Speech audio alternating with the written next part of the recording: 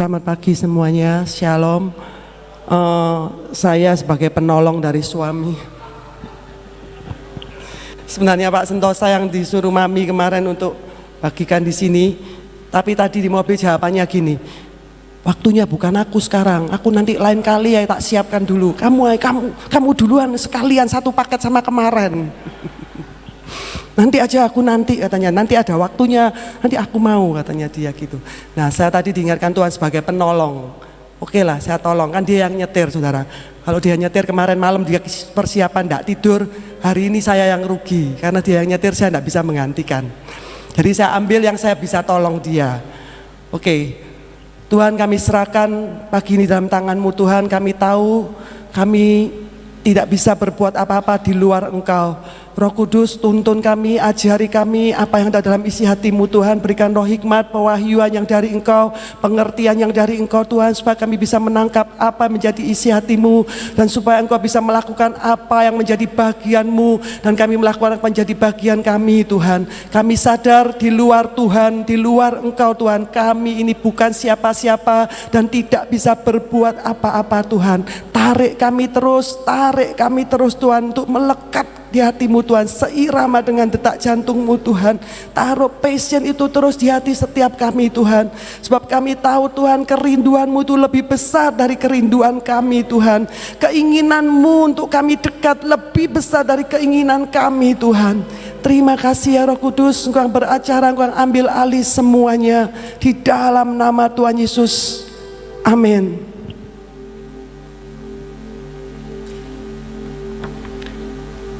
Kita buka di Yeremia 10:23. Saudara, seringkali kita itu kalau lihat sesuatu kayak tadi itu yang membelah laut, meneduhkan badai, kita nyanyi dengan semangat saudara.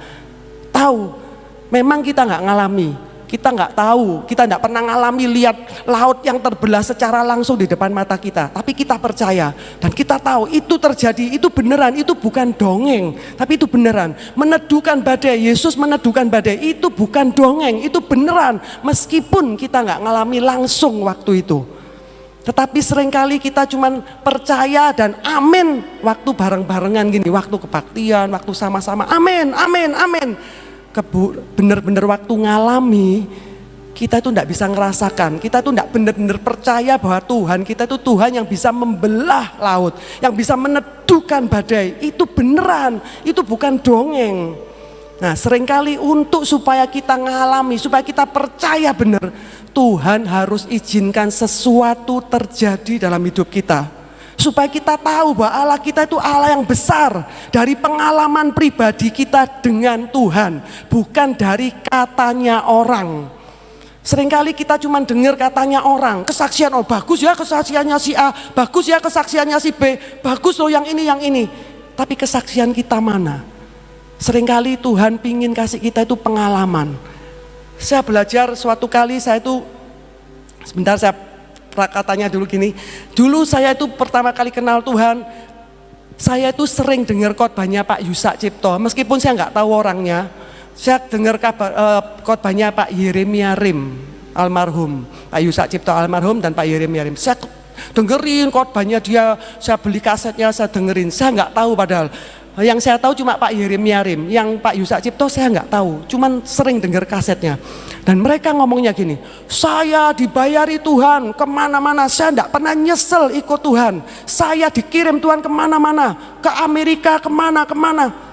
Kalau Pak Yeremia Rim memang bahasa Inggrisnya pinter, dia itu autodidak untuk bahasa. Pak Yeremia Rim bisa 5 bahasa, bisa bahasa Cina, bisa, dia belajar sendiri autodidak. Jadi dia ke luar negeri gampang komunikasinya. Itu yang menghibur saya, Pak Yusak ngomong, saya ini tidak bisa bahasa Inggris, tapi Tuhan bawa ke luar negeri. Saya dengar, wah ada pendeta tidak bisa bahasa Inggris bawa ke luar negeri, tidak pintar bahasa Inggris. Kalau mau beli sesuatu itu cuman nunjuk katanya. Saya dengar, enak ya Tuhan, melok Tuhan dibayar-bayari Tuhan, kok enak ya Tuhan.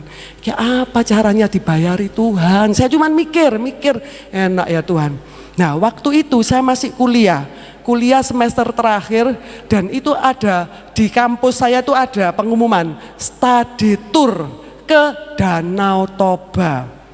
Biayanya saya masih ingat 400.000 Tahun itu tahun sekitar 89. Buat saya itu sangat besar, saudara. Besar sekali. Tahun-tahun itu 400.000 buat keluarga kami itu pengeluaran yang sangat besar. Jadi saya nggak berani berharap mau ikut. Kalau sebelumnya itu study tournya ke Jakarta itu biayanya cuma 100.000, 150. Saya masih memberanikan diri ngomong sama orang tua. Yang ini 400.000 saya nggak berani ngomong. Saya cuma diem, saya batin, enak ya ke Danau Toba ya, tapi nggak ada duit Tuhan. Saya diem. Sampai pengumuman itu dilepas, saudara, dilepas semuanya. Saya nggak berharap. Terus ketua senat kami itu ketua kemahasiswaan. Itu ketemu saya, kan saya setiap tahun biasanya ikut yang kecil-kecil itu. Saya tanya, ayo kamu nggak ikut ke Danau Toba? Saya cuma senyum. Saya nggak ngomong iya, nggak ngomong enggak. Saya belajar, Pak Agung ngajarkan kan senyum, jawablah dengan senyum. Kalau ngomong enggak punya duit, malu kan, malu-maluin. Saya jadi cuma senyum, enggak. Eman lo bagus lo ini enak gini-gini. Ikut, ayo enggak ikut ini sudah dicepot omongannya. Enggak, iya enggak, dalam hati enggak ada duitnya 400 terlalu mahal. Terus sampai suatu saat, seminggu kemudian saya waktu lihat pengumuman di kampus, dipanggil sama ketua senat ini. Dipanggil, ayo kamu ke ruangan kita. Di ruang senat saya ditanyain, kamu mau nggak jadi panitia? Ini ada panitia bagian kesehatan mengundurkan diri karena sakit. Kamu mau nggak jadi panitia bagian kesehatan? Nanti kamu nggak bayar, kita cari dana untuk semua panitia, nanti dananya dikumpulin membiayai panitia study tour ini. Saya itu rasanya mau loncat, wah ini jawaban Tuhan ini ya dibayar. Tapi saya nggak berani, saya takut, ya lek bener kalau salah. Jadi saya diem aja, agak pucet gitu antara percaya sama nggak percaya penawaran ini. Terus saya ngomong gini, saya kasih waktu saya 1 minggu ya. Mau ngapain? Saya itu nggak sadar nyeplos. Saya mau tanya Tuhan dulu, aku mau doa tanya Tuhan. Ketua senatnya kaget, terus dia bilang, kamu ini rodok gini, tanya Tuhan. Saya langsung sadar, iya ya kok ngomong gini. Tapi saya sudah terlanjur ngomong, iya pokoknya kasih aku waktu 1 minggu. Saya pulang, saya doa Tuhan, apa ini toh Tuhan, dibayari Tuhan tuh kayak gini, saya takut salah Tuhan. Saya enggak berani datang, seminggu kemudian saya tetap enggak datang. Tapi waktu ke kampus ketemu lagi, dipanggil, ayo kamu masuk ruangan saya, ayo kamu gimana, mau enggak? Terus saya bilang gini, kita ini kan jurusan ekonomi, saya ini akuntansi, dia manajemen. Ini study tournya jurusan ekonomi, saudara. Jadi terus saya ngomong, saya ini kan jurusan ekonomi akuntansi. Kalau disuruh bagian kesehatan, saya ini enggak ngerti obat, enggak ngerti apa-apa. Saya ini takut, ngerti ini saya ini akuntansi. Terus ketua senat saya bilang gini, enggak usah takut, kamu kan anak kos. Kamu di kos ada obat apa aja? Dia bilang, biasanya kamu sedia obat apa? Dan namanya anak kos ya, sedianya saya bilang, Tensoplas, obat mencret, obat sakit mah, obat flu, saya bilang. Terus itu, ya waktu itu kita tuh di kos, lagi marak, itu obat itu apa, balpirik untuk kerok-kerok. Jadi kita kalau masuk angin kamar sebelah, ayo kerok. Jadi kita saling mengerok antar kamar, kerok. Terus saya mau sama balpirik, kerokan. Ya sudah itu belikan semua seperti itu, bawa semua nanti bonnya tagihkan ke kami. Saya belikan saudara, saya belikan semua, saya bawa, saya ngomong kalau ada sakitnya yang aneh-aneh, oh enggak yang aneh-aneh itu nanti mereka suruh bawa obatnya sendiri. Kamu cukup sediakan ini aja. Jadi saya pulang saya beli. Malam waktu besok mau berangkat saudara, saya ini enggak bisa tidur. Saya doa gini, Tuhan besok kalau perjalanan jangan ada yang sakit aneh-aneh ya Tuhan. Tolong kalau bisa sakitnya itu yang cuma bisa dikerok Tuhan. Saya nggak ngerti diobati apa. Jadi saya tuh bondone cuma gini, pokok aku bisanya ngerok dan obat-obatan ini. Yang lainnya saya nggak ngerti Tuhan. Saya pokoknya mau mengandalkan kamu Tuhan. Sudah jalan di sana, besoknya berangkat dari Surabaya. Saya ini anak kos. Taunya ini kendaraan cuma bemo sama bis. Bemo kalau saya perjalanan dari di kota-kota Surabaya, saya ini dari Pasuruan, dari desa saudara. Nah, terus kalau pulang ke Pasuruan saya naik bis. Jadi saya tahunya cuma 2 transportasi, bemo, bis sejenis, cuman itu. Nah waktu berangkat dari Surabaya berangkat ke Medan, itu kita naik kapal laut. Jadi tidur di kapal laut yang besar gitu. Saya masuk, saya lihat, wah bisa tidur di kapal ya. Ada ya kapal laut yang bisa tidur di dalam. Saya senang sekali, aduh Tuhan. Waktu keluar, jadi itu di Laut Jawa masih tenang. Keluar dari Laut Jawa, itu ombaknya mulai besar saudara. Mulai teriak-teriak, ayu ini ada yang sakit. Ini ada yang sakit. Saya bingung diapain, saya tanyain. Kerok ya. Ya mau kerok, saya kerok sebelah sana itu ayu saya cari kerok ya kerok semua sing sakit tak kerok semua, saya enggak tanya penyakitnya, tak kerok semua, saya tahunya cuman kerokan, jadi saya keroi semua dan puji Tuhan sembuh saudara. Setelah dari sampai di Medan, saya lihat Danau Toba, saya sampai nangis, Tuhan kau ini luar biasa, saya ini dibayari Tuhan, saya ini siapa ini kalau dibanding Pak Yusak Cipto sama itu Pak Yeremia Rim, saya ini belum apa-apa loh Tuhan, kok kamu izinkan ngincipi seperti ini. Setelah dari sana, dari Medan, ternyata perjalanan dilanjutkan ke Jakarta. Dari Medan ke Jakarta naik pesawat saudara. Itu buat saya itu masih kecil-kecil, sering diomongi mama saya, dongeng orang tua. Kalau lihat pesawat ya, itu kamu cepet dada-dada. Supaya lain kali kamu bisa dibawa sama pilotnya. Saya kecil itu ya percaya aja, setiap ada pesawat saya dada-dada. Gak pernah dibawa saudara, sama sekali dada terus gak pernah dibawa. Tapi Tuhan itu tahu keinginan kita. Tuhan itu tahu semua yang ada di hati kita yang tidak terucapkan, itu Tuhan tahu. Dan waktu itu saya naik pesawat dan pesawat itu kita dibuking oleh kita. Satu kampus Widya Mandala kita booking. Saya milih duduk di dekat jendela, saudara. Duduk ke jendela, semua tidur, saya tuh enggak bisa tidur. Saya lihat ke jendela, saya lihat beneran ya, saya naik pesawat Tuhan, saya naik pesawat, saya nangis di pesawat, naik pesawat ya Tuhan, kayak orang desa. Tapi saya ngerasakan Tuhan, kamu itu terlalu baik. Saya diincipin naik pesawat lagi sekarang. Sampai di Jakarta saudara, kita perjalanan ke Bandung naik bis. Itu saya sudah biasa kalau naik bis. Tapi dari Bandung balik ke Surabaya naik kereta saudara. Jadi semua transportasi itu Tuhan tambahkan. Rasanya naik kereta saya tahu, rasanya naik pesawat saya tahu, rasanya naik kapal laut saya tahu. Saya sampai terharu, Tuhan cuma pingin ke Danau Toba. Rasanya dibayari Tuhan, kamu kasih semua plus. Padahal saya ini rasanya belum berbuat apa-apa sama Tuhan. Tapi sejak hari itu saya tahu, saya punya Tuhan yang hidup. Saya punya Tuhan yang suka memberi pengalaman kepada setiap kita. Dan Tuhan tuh tidak pernah pilih kasih. Saya bukan siapa-siapa, tapi Tuhan kasih pengalaman. Rasanya berjalan, rasanya dibayari Tuhan, rasanya dipelihara Tuhan. Kasih pengalaman demi pengalaman. Sejak hari itu saya kalau ada apa-apa ngomong sama Tuhan. Karena saya tahu Tuhan ini ternyata bisa diajak omong. Tuhan ini Tuhan yang hidup. Tuhan ini Tuhan yang perkasa. Yang sanggup mengadakan dari yang tidak ada tadi menjadi ada. Dari yang tidak mungkin jadi mungkin. Itu dasar saya tahu siapa Allah saya. Dan sejak itu saya selalu ngomong sama Tuhan, Tuhan aku enggak mau cuma dengar katanya pendeta. Saya enggak mau cuma dengar khotbah, tapi saya enggak ngalami apa-apa Tuhan. Saya mau punya pengalaman Tuhan.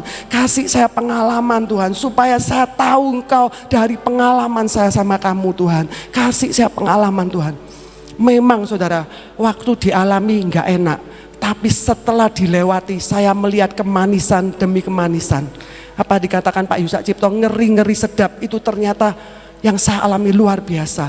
Dan saya tahu yang dialami Pak Yusak Cipto jauh. Besok mau pindah hari ini belum tahu kemana. Saya mikir saya belum nyampe ke sana Tuhan. Besok pindah hari, tanya tetangga pindah mana, belum tahu. Dikira orang gila saudara. Tapi saya lihat teladan demi keteladanan dari pendahulu-pendahulu kita. Dan itu sangat luar biasa. Nah, sampai suatu titik saya tuh ngalami pengalaman demi pengalaman, dari sampai bangkrut sampai Tuhan pulihkan. Sekarang kita buka Yeremia 10 tadi, Yeremia 10 ayat 23. Di sini Yeremia katakan, aku tahu ya Tuhan bahwa manusia tidak berkuasa untuk menentukan jalannya. Dan orang yang berjalan tidak berkuasa untuk menetapkan langkahnya.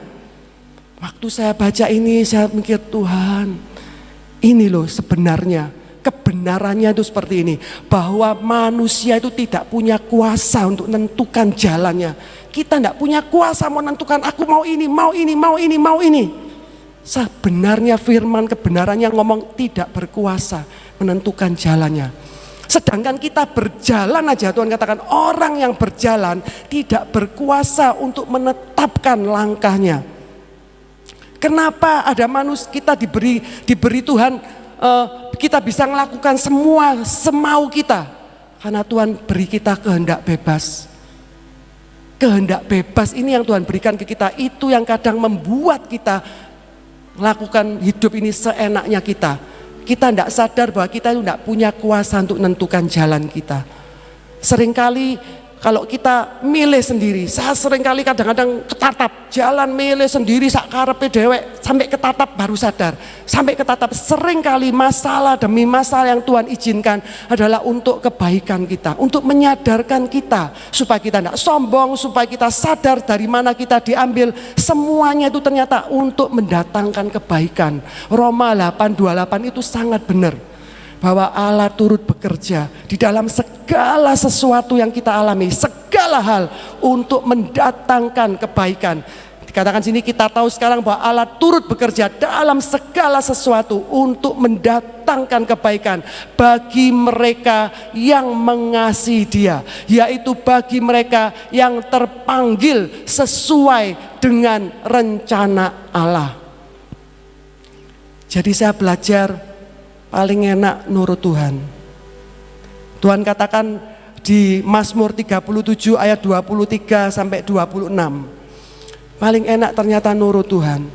Pilihan dikasih ke kita, mau nurut Tuhan, menetapkan langkah kita sendiri, menentukan jalan kita sendiri, atau mau milih Tuhan yang pilihkan, Tuhan yang menetapkan langkah, Tuhan yang menentukan jalan-jalan kita. Pilihan diberikan ke kita. Tapi saya katakan sama Tuhan, saya milih ikut kamu lah Tuhan. Capek ketatap-tatap itu enggak enak kan saudara. Ketatap sana, ketatap sini, padahal dan ada juga yang sampai gepeng baru sadar kalau perlu nurut sama Tuhan.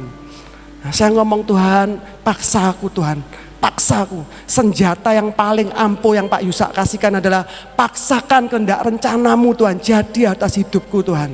Dan saya tambahi batalkan Tuhan yang tidak sesuai dengan kehendak rencanamu. Paksakan Tuhan yang sesuai saja dengan kehendak rencanamu, itu yang jadi Tuhan. Jadi seringkali peristiwa demi peristiwa Tuhan izinkan terjadi untuk membatalkan yang tidak sesuai dengan rencana Tuhan. Tapi seringkali kita lihat masalah demi masalah sepertinya seolah-olah kita protes dan kita olah Tuhan tidak sayang sama kita. Kita protes, Tuhan kenapa Tuhan izinkan terjadi. Saya ngalami saudara, saya diizinkan Tuhan waktu itu kita sama suami kelilingan kerja sepatu. Kulit kita buat dari kulit, kita masuk ke kantor-kantor, kita masuk ke toko-toko sepatu kantoran yang kita buat. Kita kelilingan sampai suatu saat kita itu kena makan sama salesnya, habis sampai beberapa kali saudara. Kita ini nggak tahu bodoh antara bodoh dan terlalu baik saudara. Bodoh ambil ya percaya, gampang percaya gitu. Ya wes, oh ya percaya sama salesnya, percaya banget. Sampai akhirnya dia makan sama salesnya sekali, kedua kali kena juga. Bahkan waktu kita nagih, saya masih ingat itu di Semarang saudara. Saya datangi salesnya saya datangi, saya itu mau nagih nih, datang mau nagih, berdua datang sama anak-anak sekalian ikut kebaktian Pak Agung, saya nagih ke salesnya. Sampai di rumah salesnya itu suami istri datangi saya bilang, nangis-nangis saudara. Sampai yang cowok nangis juga. Saya lihat, aduh sampai suaminya nangis. Saya tidak tega. Jadi mau nagih akhirnya ngasih uang saudara. Enggak sido nagih, kasih uang. Dia beli jualan mie sampean. Ini nanti buat bayar. Padahal kemarin telepon ngomongnya gini, ya Ci sudah tak siapkan uangnya, tak bayar sekian juta dulu ya Ci. Begitu kita datang dia ngomong, tadi ada yang datang duluan, sudah saya serahkan ke dia soalnya marah-marah, gebrak meja, nangis. Saya tidak tega, malah tak kasih uang, kita pulang. Sebulan kemudian saya datangi lagi, peristiwa gitu lagi, gak tega lagi, kasih uang, kita pulang. Sampai di mobil kita berdua ngomong, ini sing bodoh siapa ya, sakjane tujuannya nagih, kok pulang malah ngasih uang. Ini sing bodoh kita ya sakjane. Tapi itu semua Tuhan izinkan. Tujuannya bukan untuk kejelekan. Waktu itu saudara, saya ngomong sama Tuhan dalam hati loh, protes. Tapi dalam hati gak berani terucap. Gini, Tuhan, saya kan sudah melayani kamu Tuhan. Saya ini sudah percaya kamu, nurut rasanya loh Tuhan, nurut rasanya Tuhan. Tapi kok kamu izinkan ngalami kayak gini Tuhan, suami bangkrut. Habis saudara, bangkrut. Sampai suatu saat saudara, saya masih ingat dulu anak-anak kalau dapat angpau Imlek ya, setiap tahun itu enggak saya masukkan bank, saya taruh, saya catat angpau tahun 2012 misalnya, angpau 2013, angpau 2014, itu saya simpen, saya kasih tahun. Saya ngomong sama anak-anak, ma mau beli komputer ma, untuk ini sekolah butuh komputer. Doa, ngomong sama Tuhan, doa ngomong sama Tuhan. Mama ini mesti ngomong sama Tuhan, iya ngomong, nggak bisa dengar ma, Tuhan ngomong apa, nggak tahu, kita sudah doa Tuhan nggak jawab. Saya ngomong pokoknya doa, ngomong sama Tuhan. Sambil saya lihatkan, ini loh Tuhan sudah kirimkan, belum, ini masih belum, kita kumpulin. Sampai mendekati selesai, itu mau beli sudah, suami saya bangkrut. Saya terpaksa ngambil uang itu saudara. Uang yang angpau itu saya ambil, saya catat, hari ini saya ambil sekian, hari ini saya ambil sekian untuk biaya sekolah. Sekolah anak saya waktu itu per orang 1 juta per bulan. 2 orang 2 juta, itu masih SD padahal. Tapi karena pekerjaan suami saya jalan, tidak terasa. Waktu ngalami masalah sangat terasa. Saya minta keringanan, dapat keringanan cuma 15%, tetap terasa berat buat kami. Jadi saya ngambil uang angpau itu, saya catat, saya ambil. Setiap ngambil saya tuh kerasa gini, mama kok nyolong duit anak, yo kayak apa ini? Anak saya masih kecil, tapi saya tuh merasa mama kok ngambil uangnya anak. Harusnya mama ini ngasih uang anak, bukan ngambil uangnya anak. Saya tuh merasa bersalah Tuhan, sampai ngambil uangnya anak. Akhirnya saya enggak tahan, saya panggil anak saya dua-dua. Waktu itu yang satu, yang cowok kelas 2 SD, yang cewek kelas 4 SD. Saya panggil, saya ngomong sama dia. Ini papi ngalami masalah, sampai uangnya habis, buat kerja ndak ada. Jadi papi mami terpaksa pinjem uang kamu, tak ambil uang angpau yang mau buat beli komputer, mami ambil. Mami pinjem dulu, nanti kalau kerjaan papi sudah jalan, tak kembalikan. Itu ada 2 reaksi, saudara. 2 anak ini 2 reaksi. Yang cewek ngomong gini, mam nggak usah dikembalikan, yaitu ambil mami aja, sudah ambilan, nggak usah mikir dikembalikan mam buat mami. Saya terharu saudara, Tuhan kok punya anak pengertian. Yang kecil saudara, waktu itu kelas 2 SD, dia kan bayangin mau beli komputer nih, kok uangnya diambil, nggak jadi beli. Anak saya bilang gini, mami jahat, kenapa ambil uang kita, kenapa ambil uangku, kan kita nggak jadi ambil komputer. Mami kenapa nggak minta Tuhan sendiri, kenapa ambil punyaku. Saya itu seperti orang ditapuk. Kan saya ngajari dia minta Tuhan. Kenapa mami ngambil uangku, kenapa mami nggak minta sama Tuhan sendiri. Saya masuk kamar saudara, saya nangis sama Tuhan. Tuhan jawabnya gimana Tuhan, kenapa nggak minta Tuhan sendiri, kenapa ngambil uangnya dia Tuhan. Saya nangis Tuhan, sakit loh Tuhan. Ternyata saya ngomong sakit sekali digitukan sama anak. Padahal yang saya lakukan apa? Uang itu untuk siapa? Untuk sekolahnya dia, untuk memberi makan dia, bukan untuk kepentingan saya, bukan untuk saya foya-foya, untuk dia. Tapi jawabannya dia kok saya merasa ngomong sakit loh Tuhan, diginikan sama anak, sakit sekali.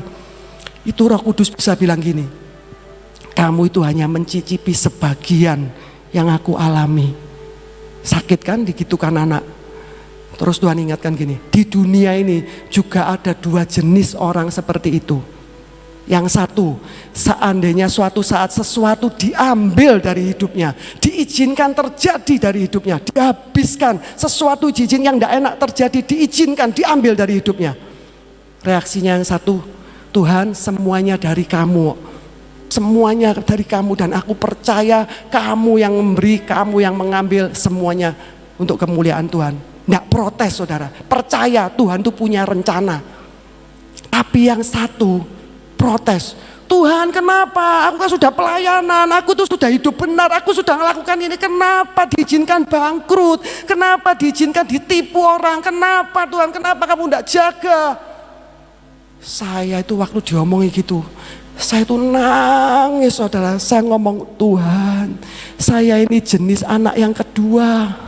Saya ini jenis anak yang seperti Paul, seperti anak saya yang kecil. Cuma tidak terucap, tapi dalam hati saya akan tadi protes. Kenapa Tuhan, aku sudah pelayanan kamu izinkan. Malu loh Tuhan, kamu mau sok tidak malu Tuhan. Tuhan bilang aku nggak malu nak.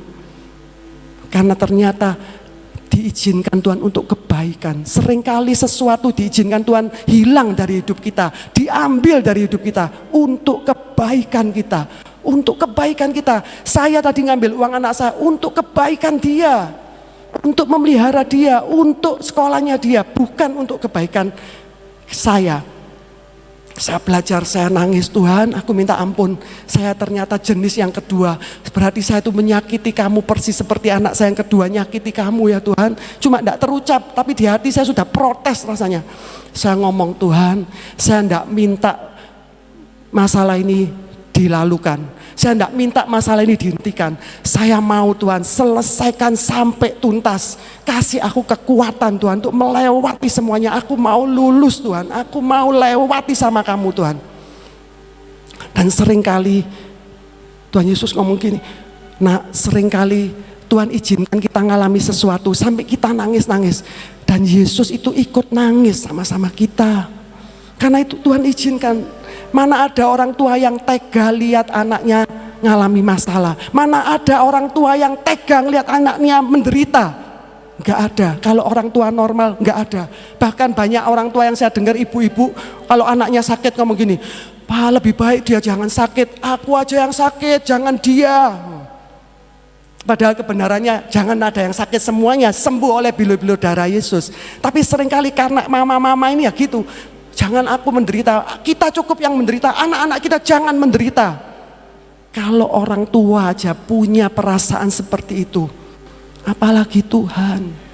Seringkali kita salah paham sama Tuhan, dan kita merasa Tuhan kenapa tega banget. Hari itu saya masih ingat, siang itu saya tuh ngambil beras, mau nyuci, mau masak nasi. Saya tuh ngerasakan ada satu pribadi di samping saya. Saya itu ngambil beras sambil nangis, dan saya ngerasakan ada satu pribadi, dan saya ngerasakan itu pribadi Yesus nangis sama-sama saya. Saya ngomong, seringkali Tuhan ngomong, nak kamu harus lewati, kamu harus lewati nak ini, tapi kamu tidak sendirian, sama-sama aku. Yesus ada sama-sama kita di masa suka, masa duka. Yesus sama-sama kita. Bahkan seringkali Yesus nangis sama-sama kita, tega harus merelakan diri, merelakan lihat anaknya menderita untuk kebaikan kita. Tapi sejak itu saya mulai jalan dan tiba-tiba saya dapat firman gini, kebutuhan aku jamin, keinginan kontrol. Yang harus dikontrol itu keinginan, tetapi kebutuhan Tuhan bilang aku yang jamin. Untuk sekolah anakmu aku yang jamin. Saya ditanyain Tuhan gini, apa kamu pikir selama ini yang melihara hidupmu sama anak-anakmu itu pekerjaanmu, pekerjaan suamimu? Saya itu dengan bodohnya saya jawab gini, lah terus nggak pekerjaan terus apa Tuhan? Dari mana Tuhan uangnya? Itu jawabnya dengan santainya. Terus sampai Tuhan ngomong gini, akan aku buktikan nak bahwa yang pelihara hidupmu itu bukan pekerjaanmu, bukan pekerjaan suamimu, tapi Aku yang pelihara hidup anakmu, aku yang pelihara hidupmu. Dan itu Tuhan buktikan saudara. Kebutuhan aku yang jamin. Kebutuhan komputer Tuhan jamin. Kalau anakmu butuh komputer, karena itu kebutuhan. Sekarang kuliah kan butuh komputer kan, butuh apa, butuh laptop. Itu kalau itu kebutuhan Tuhan bilang, aku jamin. Keinginan itu yang harus kamu kontrol, itu yang harus kamu handle, itu yang harus dipangkas.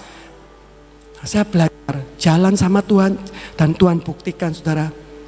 Kalau saya hitung-hitung sebenarnya ya tuh, harusnya anak saya itu waktu kelas 2 SD sama 4 SD. Saya itu saya masih ingat datang ke sekolah, saya berharap dapat pertolongan dari manusia. Di tempat saya berbakti dan di tempat anak saya sekolah. Tapi jawabannya mereka gini, Ayu, kamu nggak usah malu. Kalau memang kamu nggak kuat sekolah di sini, kalau memang nggak kuat nyekolahkan anakmu di sini, keluar aja, pindah sekolah yang lebih murah. Kamu jangan gengsi, jangan malu. Saya tuh kayak orang ditapuk saudara, saya berharap dikasih keringanan atau gimana. Dan waktu itu saya memang sudah berusaha untuk keluar dari sekolah untuk pindah sekolah lain, tapi ternyata kena uang pangkal. Saya berusaha pindahkan anak saya yang kelas 2 itu pindah ke sekolah lain, kena uang pangkal 5 juta waktu itu. Dan saya nggak punya duit dan itu harus dibayar. Dari mana uangnya 5 juta? So, saya cerita, saya sudah berusaha mengeluarkan anak saya yang kelas 2, tapi kena 5 juta. Terus saya ngomong gini, anak saya waktu masuk di sini kan kena 10 juta. Uang pangkalnya kena 10 juta waktu itu saudara. Untuk anak saya yang SD, yang waktu itu kelas 2. Boleh enggak? Kalau boleh ya, saya minta separuh, saya pindahkan anak saya supaya enggak berat. Tapi ternyata oh ya nanti dirapatkan dan hasil rapat tidak jelas saudara. Jadi anak saya tetap sekolah di sana. Saya berharap ada manusia, ada orang yang bisa membantu, memberi keringanan. Tetapi Tuhan kita itu Tuhan yang luar biasa. Jangan sekali-kali berharap sama manusia, kita bisa kecewa saudara. Karena manusia itu terbatas. Mereka sendiri punya keterbatasan, mereka sendiri membutuhkan dana. Jadi nggak mungkin bisa menolong kita seterusnya. Nah, saya belajar mengandalkan Tuhan. Sejak itu saya lihat pertolongan Tuhan demi pertolongan. Kalau saya hitung-hitung waktu itu, saya hitung dengan uang yang ada, dengan uang sekolah. Saya mikir anak saya bisa lulus SD aja mujizat. Ini sebentar uangnya habis, ini tidak mungkin saya lulus SD. Jadi saya ngomong sama anak, kita berdoa, Tuhan pasti tolong, kita berdoa. Waktu demi waktu Tuhan buktikan saudara. Saya nggak tahu uang itu dari mana. Saya diizinkan dikasih keringanan boleh nyicil di sekolah itu. Jadi kamu ada uang berapa taruh, uang berapa taruh. Jadi mereka yang catat ada uang berapa.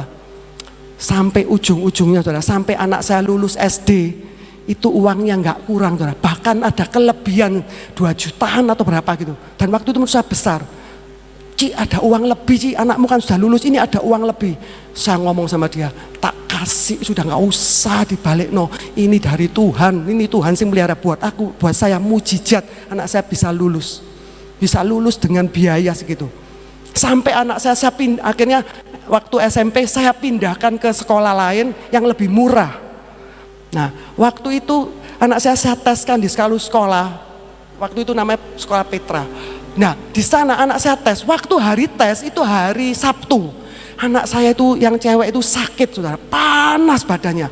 Tapi harus tes, jadi saya minumi biogesik, saya pakai jaket, saya pakai mantel, saya berangkatkan. Jadi dia enggak pusing, dia ikut tes. Kemarin enggak bisa belajar dia, kalau minum itu sembuh, belajar sebentar, obatnya hilang, sakit lagi. Jadi saya berangkat, saya kasih obat dulu, berangkat, ngerjakan tes pulang. Pulang dari tes saya tanyain, bisa tadi? Ya bisa sedikit-sedikit, mam, aku nggak ngerti pokoknya. Saya ngomong, udah nggak apa-apa, pokoknya kita tes dulu. Itu waktu pengumuman, Pak Sentosa ini yang lihat pengumumannya.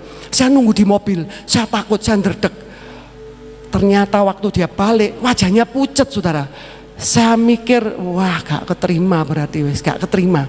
Ternyata dia masuk ke mobil, dia wajahnya pucet sambil berkaca-kaca ngomong gini, anak kita gak keterima di umum, karena anak kita diterima di jalur prestasi. Saudara, di umum itu kena uang pangkalnya itu sekitar 8 juta. Jalur prestasi, uang pangkalnya hanya kena 4 juta. Dan uang sekolahnya waktu itu 350.000, jauh dari uang sekolah yang sebelumnya. Saya nangis, kita berdua di mobil nangis, Tuhan kamu itu luar biasa. Tidak berhenti sampai di sana saudara. Sampai anak saya SMA, sampai anak saya kuliah, Tuhan buktikan. Dan yang luar biasa lagi, anak saya yang kuliah diterima di universitas negeri, di ITS. Saya nggak pernah mimpi waktu naruh anak saya di sana. Waktu kita berdoa Tuhan ngomong masuk di negeri nak, masuk di negeri. Saya ngomong sama anak saya yang cewek, nak masuk di negeri ya. Anak saya bilang terserah mami, tapi aku takut.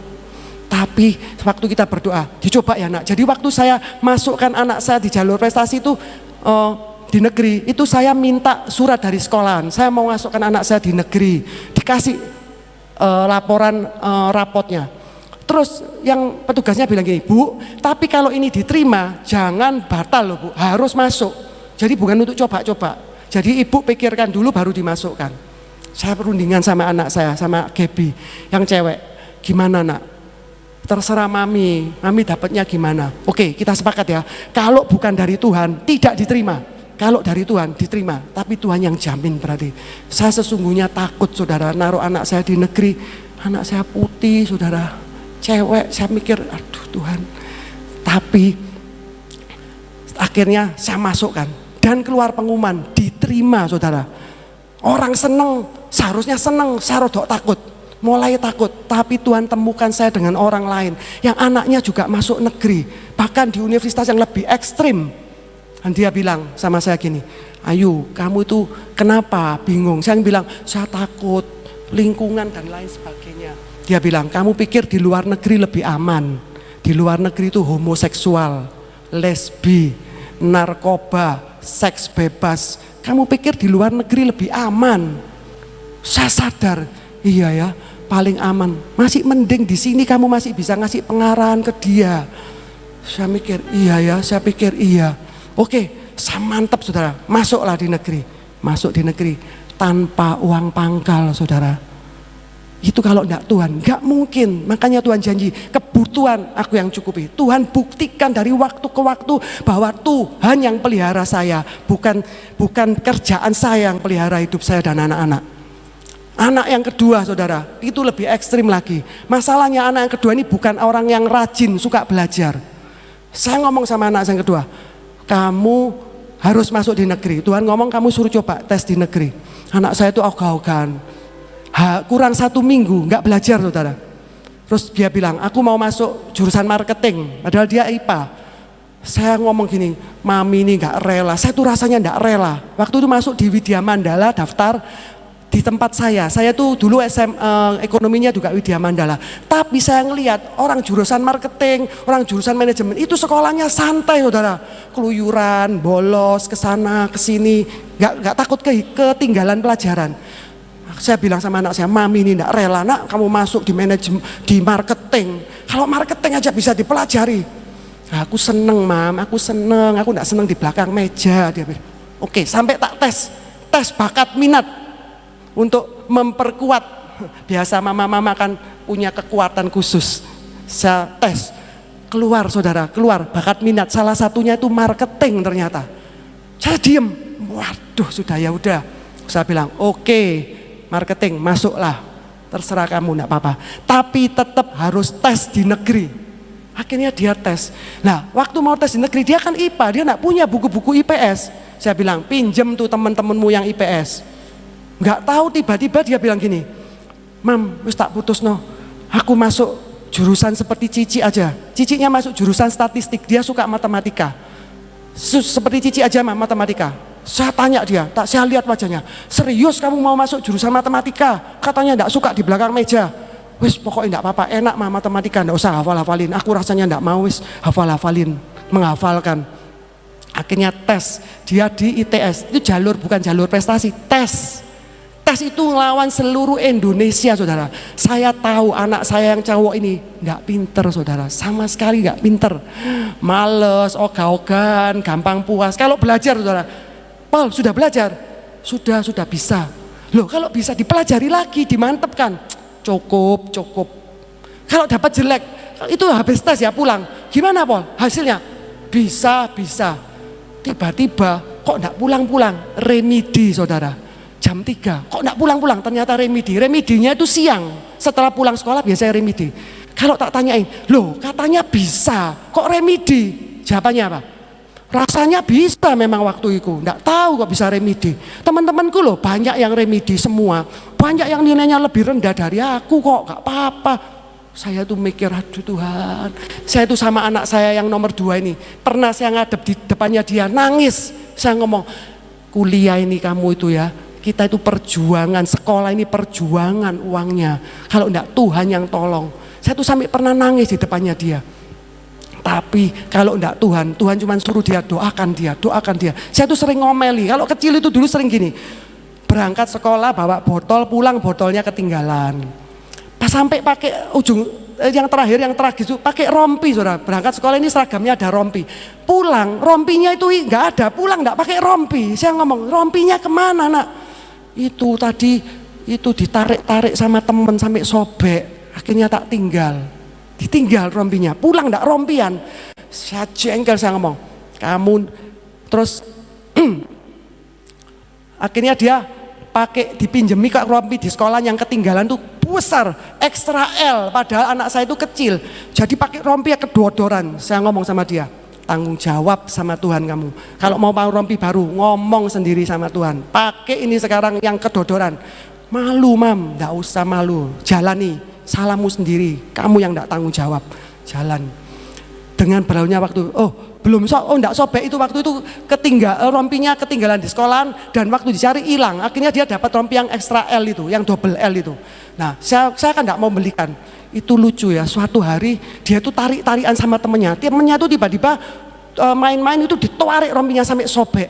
Akhirnya sama orang tuanya murid ini dibelikan baru, Paul. Dia bilang, aku dapat rompi baru dari Tuhan. Saya lihat Tuhan tuh bela semuanya. Tapi yang lucu waktu tes masuk kampus, dia tes masuk universitas negeri. Kurang 1 minggu nggak belajar, saudara. Saya tuh gemes, saya ngomong. Sampai cece-nya bilang gini, Paul, kamu itu kayak orang pinter ya, Paul. Itu loh teman-temanku yang pinter aja masih tes primagama, tes apa, tes bakat, tes apa untuk menyiapkan masuk tes universitas. Kamu loh gak siap belajar aja, nggak kayak lebih pinter dari mereka. Itu saya ngomong sama Paul gini, malam saya dudukkan, saya ngomong, Paul, ini kesempatan dari Tuhan. Roh Kudus ngomong di hati mami gini, kalau kamu ini membiarkan kesempatan yang Tuhan berikan, sekali ini selamanya kamu tidak dikasih kesempatan Tuhan sekolah di universitas negeri di negara manapun. Sekarang terserah kamu, wis mami tidak melok-melok. Saya bilang gitu sama anak saya. Sudah takut saudara, kelihatannya takut. Ngedep di meja sepertinya belajar. Ternyata dia sebelakangan baru ngaku, dia tuh H-2 itu loh baru belajar. Jadi yang kurang seminggu yang saya ancam-ancam gitu tuh nggak mempan saudara, nggak mempan sama sekali. Sudah berangkat tes pulang, saya tanyain gimana Paul tesnya? Ya bisa sih, tapi yang hafal-hafalan itu kan soal mulai kelas 1 sampai kelas 3 SMA. Wah ya enggak hafal aku mah ya, yang pakai logika aku bisa. Ya udah oke, bagianmu tes, setelah ini sekarang bagiannya Tuhan. Oke, sudah saya lupa saudara, malam-malam dia datangi saya, Mam doakan buat besok. Saya mikir ada apa besok? Besok pengumuman. Saya kaget, kok baru ngomong sekarang? Saya mikir kalau misalnya kurang seminggu, kurang 3 hari saya bisa doa kayak puasa, kayak apa, melakukan apa, kayak deklarasi kayak atau gimana. Lah ini terlambat, besok pengumuman, hari ini baru dikasih tahu dan itu sudah siang lagi. Tapi saya berdoa. Terus malam dia ngomong besoknya itu pengumuman. Malam kira-kira jam 11 malam, saya tuh jengkel rasanya ngomong kok terlambat. Terus saya ngomong gini, kamu doa dulu, nanti baru mami. Di dalam doanya dia gini, Tuhan Yesus ampuni Paul, kalau Paul menyia-nyiakan kesempatan. Nangis saudara. Jadi saya melek, saya lihat, ini air mata buaya atau air mata beneran. Dia doa saya ngeliatin terus, lama-lama saya bilang, sakno juga ya, ini sungguhan kok nangisnya. Dia nangis, Tuhan ampuni Paul sudah menyia-nyiakan kesempatan Tuhan. Kalau boleh Tuhan kasih kesempatan Paul sekali lagi Tuhan, sekali lagi Tuhan. Sudah amin, saya doakan selesai, dia mau keluar dari kamar. Saya panggil, Paul, Roh Kudus bilang, seandainya nih besok kamu diterima, sadaro ya, itu bukan karena kamu, karena Tuhan kasih kamu kesempatan kedua.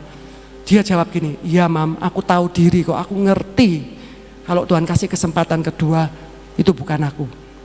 Besoknya pengumuman, saya yang paling derdek saudara. Pagi tak suruh ngeliat, belum, siang, sore, nggak dilihat-lihat, sampai malam, sampai rumah baru dilihat.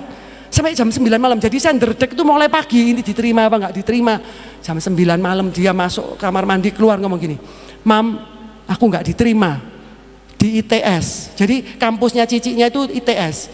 Tapi aku bilang, oh ya udah nggak apa-apa ya, kamu berarti sudah kamu di sekolah lain. Tapi Mam, aku diterimanya di UNER. Jadi saya tuh nangis, Paul, ini kesempatan kedua yang Tuhan kerjakan, kasih buat kamu. Aku ngerti Mam. Saya ngomong, kalau dimulai dari Tuhan, kamu harus mengakhiri sama-sama Tuhan. Kalau enggak mungkin kamu bisa ngelewati sampai lulus. Dan itu Tuhan buktikan saudara, dari waktu ke waktu, tanpa uang pangkal lagi. Dan uang sekolahnya sangat murah. Uang sekolahnya tuh loh, 1 semester itu hanya 5.500.000. 1 semester 6 bulan. Jadi saya mikir, Tuhan, kalau enggak Tuhan buktikan ke saya bahwa yang pelihara hidup kita itu Tuhan, bukan pekerjaan kita, bukan apa yang di tangan kita, tapi Tuhan yang pelihara. Sejak itu saya belajar. Di Mazmur 37 kita buka 23 ayat 26. Dikatakan seperti ini. Saya ingin setiap kita mulai belajar. Kalau enggak ngalami, nggak bisa, saudara. Pengalaman itu yang membuat kita dekat sama Tuhan. Mazmur 37, Tuhan menetapkan langkah-langkah orang yang hidupnya berkenan kepadanya. Terus, apabila ia jatuh, tidaklah sampai tergeletak, sebab Tuhan menopang tangannya. Berhenti dulu. Tuhan yang menetapkan. Pilihan di kita, mau ditetapkan Tuhan atau kita pilih sendiri. Kalau kita mau Tuhan yang menetapkan, Tuhan bilang apabila ia jatuh tidak sampai tergeletak. Tuhan izinkan dalam kondisi tertentu kita jatuh, kita mengalami sesuatu, Tuhan izinkan. Tapi Tuhan janji tidaklah sampai tergeletak, sebab Tuhan menopang tangannya. Saya mengalami jatuh bangun dan Tuhan nopang tangan kita. Kalau kita pilih Tuhan yang menetapkan langkah-langkah kita, maka Tuhan yang tanggung jawab sama kita. Tuhan yang menopang kita pada waktu kita jatuh. Tuhan yang menjamin hari depan kita. Terus Pak. Dahulu aku muda, sekarang telah menjadi tua, tetapi tidak pernah kulihat orang benar ditinggalkan dan anak cucunya meminta-minta roti. Ini bukan cuman firman. Tiap hari ia menaruh belas kasihan dan memberi pinjaman, dan anak cucunya menjadi berkat. Jadi bukan cuman dipelihara, tetapi ada plusnya. Tiap hari kita akan menaruh belas kasihan dan memberi pinjaman, dan anak cucu kita menjadi berkat. Itu jaminan dari Tuhan, dan Tuhan buktikan dalam kehidupan saya. Tuhan yang menetapkan langkah, Tuhan yang jamin. Dan saya ngomong sama Tuhan, aku percaya Tuhan. Sampai saya bilang, ampun Tuhan, kalau selama ini saya merasa pekerjaan itu yang pelihara saya. Ampun Tuhan, bukan berarti tidak kerja ya saudara. Tapi kalau kita berharap sama pekerjaan, waktu pekerjaan, apalagi musim-musim seperti sekarang, pekerjaan kita hancur dan sepi dan lain sebagainya, kita bisa frustasi. Berapa banyak yang frustasi dan bunuh diri karena pekerjaannya hancur. Kenapa? Karena kita mengandalkan pekerjaan. Kita menganggap yang pelihara hidup kita itu pekerjaan kita. Yang pelihara hidup kita itu prestasi kita, kedudukan kita. Itu yang pelihara, yang jamin hidup saya. Tetapi waktu kegoncangan terjadi, semua ini habis. Berapa banyak orang yang bunuh diri saudara. Saya ngelihat berapa banyak pengusaha yang menurut saya loh ya, uangnya masih banyak. Bangkrutnya pengusaha yang besar, itu uangnya itu masih ratusan juta lah minimal. Yang buat kita, buat saya itu sudah besar saudara. Tapi buat mereka berkurang digitnya 1 angka aja, itu mereka sudah stres saudara. Karena hidup mereka ditaruh di pekerjaannya, hidup ditaruh di tabungannya. Dulu saya juga mikir, tabungan ini yang pelihara saya. Waktu tabungan habis, saya hidup saya apa Tuhan? Gimana Tuhan kalau bangkrut? Tapi Tuhan jamin saudara, sampai hari ini anak saya sudah lulus dan anak saya sudah kerja. Tuhan jamin, Tuhan buktikan tidak pernah kekurangan dan tidak pernah kekurangan apapun. Kuliah dia enggak utang saudara, dilunasi. Kebutuhan Tuhan bilang lunas, kebutuhan komputer lunas, butuh laptop beli. Tuhan yang jamin saudara. Nah, saya ingin setiap kita terus tiap hari ia menaruh belas kasihan. Saya percaya tiap hari menaruh belas kasihan dan memberi pinjaman, dan anak cucunya menjadi berkat. Bahkan tingkatannya bukan cuma dipelihara, tapi tingkatannya kita memberi pinjaman, menolong orang kesini. Saya pernah ngomong sama Tuhan gini, Tuhan gimana bisa menolong orang ya Tuhan, kalau hidup kitanya sepertinya pas-pasan. Tuhan ingatkan saya pada Yusuf. Yusuf itu membagi-bagi berkat di Dia itu jadi tangan kanan orang keduanya raja. Dia yang bagi-bagi berkat. Apakah dari kekayaan Yusuf pribadi? Enggak, saudara. Hari-hari terakhir ini akan dimunculkan Yusuf. Orang yang punya hikmat, yang bisa mengelola untuk membagi-bagi berkat.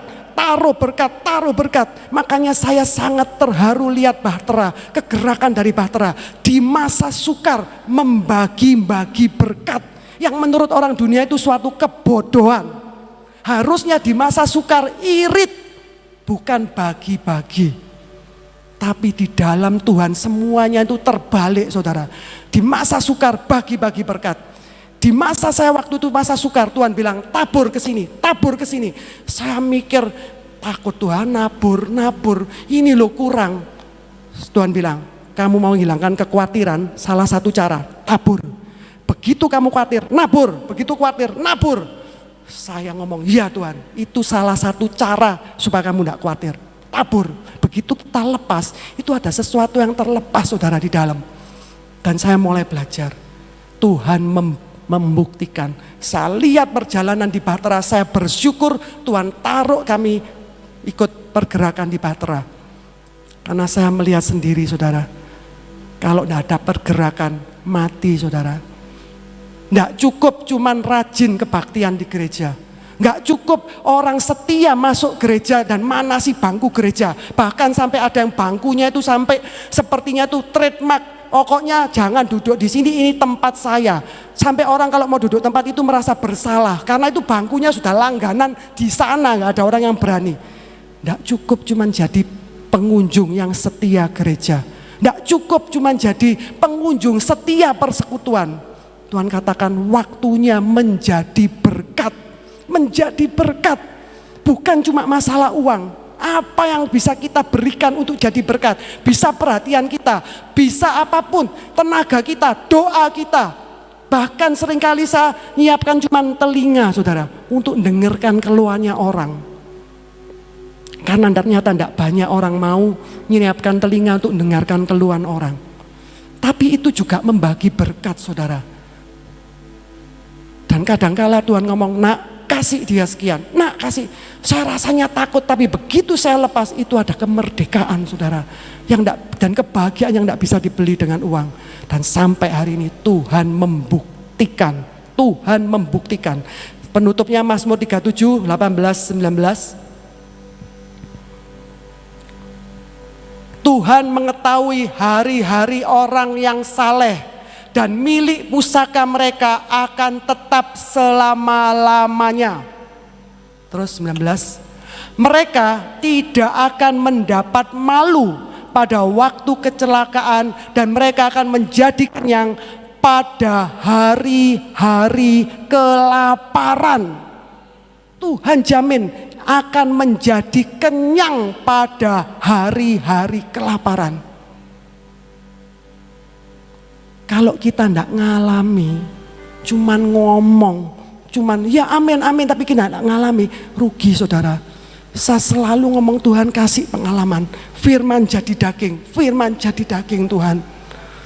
Bahkan di Bahtera ada ilmu yang luar biasa. Tidak harus semuanya kamu alami, nak. Ambil, nak, yang sudah dibayar pendahulu kita, kamu nggak usah bayar lagi. Saya mulai belajar, ambil Tuhan. Saya pelajari, saya ambil, iya Tuhan.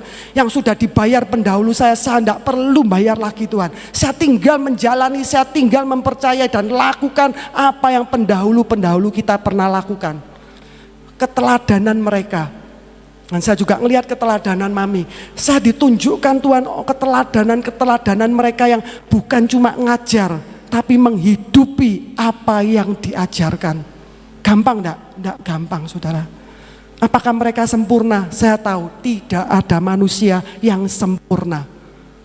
Tetapi at least mereka sudah memberikan keteladanan buat setiap kita.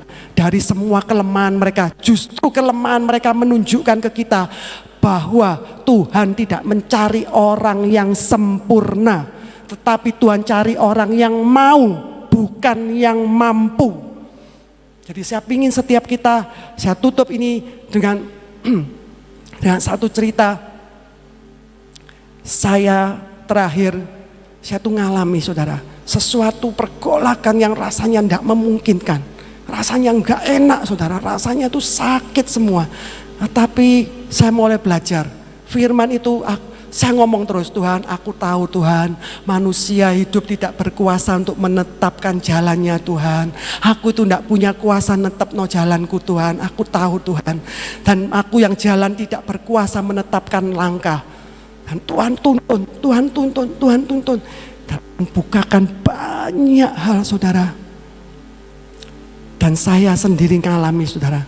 Apa yang tidak pernah dilihat mata, tidak pernah didengar telinga, tidak pernah timbul dalam hati manusia, semuanya Tuhan sediakan. Termasuk salah satunya membawa saya ke Sulut, membawa saya ke Bali. Saya tidak pernah mimpi, dulunya saya itu cuma berani ke Jawa Timur saudara. Jalan ke sini, paling kemana, ke Jombang dan lain sebagainya. Saya nggak berani terlalu jauh-jauh. Tapi dari sini Tuhan buktikan. Yang dulu pernah ada hamba Tuhan ngomong gini, kita dinubuatin. Kita itu dulu sering kalau dinubuati orang-orang gini, kamu akan mendapat proyek, kamu akan dapat kepercayaan pekerjaan besar. Giliran kita maju, Tuhan akan memakai kalian, Tuhan akan membukakan jalan-jalan pelayanan. Terus ngomong gini, saya lihat engkau itu pakai kasut seperti zaman-zaman nabi-nabi yang dulu. Kamu tuh akan datang ke pulau-pulau untuk memberitakan firman. Kamu tuh sekarang lagi makan firman sebanyak-banyaknya. Saya pulang setiap kali hamba Tuhan kalau nubuat isinya cuman yang gitu-gitu saudara. Terus suami saya ngomong, enak ya orang-orang ini dinubuati kok yang gitu-gitu, yang dapat pekerjaan, dapat proyek, dapat ini. Kita kok dapat itu ya. Terus saya ngomong, Tuhan gimana? Destiny setiap orang itu beda-beda saudara. Kalau tidak capai destiny, tidak akan puas. Kepuasan kita, kepuasan dan kebahagiaan kita, waktu kita menyelesaikan destiny kita masing-masing. Jangan anggap destiny itu besar dan lain sebagainya. Destiny yang Tuhan tetapkan itu adalah yang terbaik buat kita. Jadi waktu kita menetapkan, menyelesaikan destiny sebagai ibu rumah tangga, sebagai apapun lah, kita berfungsi menyelesaikan destiny, itu ada kepuasan yang tidak bisa dibeli oleh uang saudara. Dan saya ingin setiap kita mulai belajar. Dari hari ke hari saya mulai ngerti, Tuhan aku tahu kami tidak dipanggil sebagai pengusaha yang besar, tapi saya percaya untuk jadi Yusuf akhir zaman. Tidak harus punya uang yang banyak dulu baru bisa jadi berkat. Enggak. Membagi-bagi bisa dalam banyak hal. Jadi saya mendorong setiap kita di tempat ini, jangan lihat usia, jangan lihat kondisi, jangan lihat keadaan. Aku ini bukan siapa-siapa, aku tidak bisa berbuat apa-apa. Aku ini sudah tua, mana mungkin, mana bisa dipakai lagi. Tuhan tidak pernah cari orang yang mampu saudara. Tuhan cari orang yang mau jalan sama Tuhan, menyelesaikan destiny-nya masing-masing, destiny pribadi, destiny keluarganya, jalan sama Tuhan, dan Tuhan yang jamin, dan kepuasannya tidak bisa dibeli oleh uang. Sampai hari ini Tuhan membuktikan, saya tidak pernah menyesal saudara, tidak pernah menyesal memutuskan hidup jalan sama Tuhan. Saya tidak pernah menyesal memutuskan Tuhan Engkau yang menetapkan langkah-langkah kami. Termasuk saya tidak pernah menyesal Tuhan menetapkan semuanya, termasuk jodoh dan semuanya. Dan saya lihat Tuhan kita itu Tuhan yang setia, Tuhan yang menjamin hari depan kita. Ayo sama-sama kita kerjakan bagian kita masing-masing. Tidak harus kelihatan hebat dulu baru dipakai Tuhan. Dalam segala hal saya mendorong setiap kita di tempat ini, mari sama-sama, yang ibu rumah tangga, yang sudah merasa sudah usia, saya juga sudah usia saudara, saya juga 54. Tapi Tuhan buktikan, Kaleb aja masih kuat saudara. Tapi saya percaya Tuhan, kalau Kaleb punya semangat seperti itu, saya juga mau Tuhan selesaikan destiny sampai garis akhir dengan kuat dalam nama Yesus. Amin. Seorang penolong yang luar biasa ya, selalu menjadi penolong. Belajar kita juga menghidupi akan firman ya. supaya benar-benar kita bisa menjadi contoh dan teladan untuk orang lain. Ya. Dunia saat ini hanya melihat buahnya mana, buahnya mana. Jadi kita harus belajar untuk berbuah, dan buahnya jangan asem. Buahnya bisa dinikmati. Dan kita bisa melihat setiap orang yang menikmati buah yang keluar dalam hidup kita merasa puas, manis ya. Sehingga apa? Mempunyai kerinduan. Sampai juga ada impartasi dalam kehidupan saudara, bahwa apa yang buah yang Tuhan berikan kepada kita bisa dinikmati orang lain, dan orang lain itu akan bisa memberi buah lagi dan bisa dinikmati oleh orang lain lagi. Ya, berikan kepada Tuhan yang terbaik, maka kita akan bisa memberikan yang terbaik buat orang-orang di sekitar kita. Mari kita berdoa. Bapa, kami mengucap syukur untuk selama 1 jam kami mendengar firman-Mu. Selama 1 jam kami mendengar dan kami boleh menyembah Engkau. Ini suatu kesempatan yang sangat baik. Terima kasih Tuhan untuk tamu yang luar biasa yang menjadi anggota keluarga kami, yang boleh membuat kepada kami mengerti apa arti membagi hidup. Terima kasih untuk semuanya. Bapak, saat ini kami datang, kami tidak hanya mau mendengar, tapi kami mau mengikuti akan jejaknya, bagaimana pergumulan di dalam mengikut akan Engkau. Terima kasih Bapak, dan saat ini kami datang di hadapan-Mu Tuhan, kami tetap mau berdoa buat bangsa dan negara kami. Kami tahu Tuhan bahwa bangsa dan negara kami hanya bergantung kepadamu, karena Engkaulah yang menetapkan langkah-langkah hidup daripada bangsa dan negara kami. Engkaulah yang menentukan akan masa depan bangsa kami. Engkaulah yang akan memprotek akan keadaan bangsa dan negara kami. Terima kasih Bapak, kami percaya Kau akan mengadakan pemulihan demi pemulihan, baik pemulihan perekonomian maupun pemulihan akan pariwisata, maupun pemulihan dalam segala bidang yang ada dalam negara kami. Engkau sanggup untuk melakukan pemulihan Tuhan. Kami berdoa saat ini, biarlah Engkau sendiri yang memberikan hikmat dan bijak kepada Bapak Presiden kami, supaya dapat melakukan semua tugasnya sampai garis akhir. Bapak, kami berdoa, biarlah keadaan cuaca di negara kami, Engkaulah ya Tuhan yang mengatur. Engkau yang menetapkan akan semua keadaan cuaca buat bangsa kami. Dan saat ini tetap kami minta di dalam nama-Mu, berikan kepada kami daya tahan tubuh yang berasal daripada-Mu. Biar kami terima di dalam nama Tuhan Yesus kekuatan daya tahan tubuh ilahi yang tidak diberikan oleh dunia. Dan kami terima di dalam nama Tuhan Yesus memasuki akan seluruh sel-sel dalam tubuh kami, sehingga kami menjadi kuat dan sehat sampai kami boleh melakukan semua bagian kami, karena Engkau yang bekerja di dalam hidup kami. Bapak, saat ini kami tetap berdoa buat lawatan Tuhan, buat saudara-saudara kami yang saat ini sudah pergi ke Sangieta Laut dan sudah pergi ke Sulawesi, Gorontalo. Kami minta anugerah-Mu turun, biarlah semua rencana-Mu jadi atas semua rencana yang sudah Engkau planningkan buat bangsa dan negara kami. Lawatan, tuaian pasti terjadi. Terima kasih untuk segala-galanya. Kami mengucap syukur untuk semua kasih setia-Mu. Kami sekali lagi juga berdoa untuk Sentosa dan Ayu yang sudah memberikan berkat-Mu pada hari ini. Kau memberkati perjalanan pulang mereka ke Surabaya. Segala puji, hormat dan syukur kami naikkan di hadapan-Mu.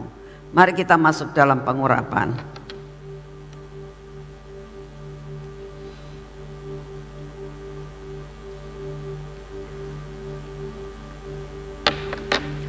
Bapa, kami butuh pengurapan yang daripada-Mu. Di dalam nama Tuhan Yesus, Biar pengurapan ini memasuki akan hidup kami, merasuk dalam seluruh sel-sel dalam tubuh kami. Di dalam nama Tuhan Yesus, biar mata kami juga penuh urapan, bibir mulut kami, telinga kami, semua diurapi dengan urapan yang berasal daripadamu. Hati kami pun Tuhan, Engkau buat pengurapan yang khusus buat hati kami untuk tetap melekat kepadamu. Semua roh keraguan dan kekhawatiran kami hendaklah Kau cabut dan Kau buang ke jurang maut. Bapa, ini tangan kami, biarlah kami melakukan semua tugas kami hari ini bersama dengan Engkau. Kami dapat menyelesaikan semua tugas kami. Dan biarlah kaki kami pun Kau pegang Tuhan, Engkau pimpin Tuhan, dan Engkau yang menetapkan akan langkah hidup kami. Terima kasih untuk kasih setiamu. Segala puji, hormat, dan syukur kami naikkan di hadapan-Mu. Hari ini Tuhan, ada perkara yang ajaib yang Engkau bukakan buat kami. Dalam nama Tuhan Yesus. Amin. Tuhan memberkati saudara semuanya.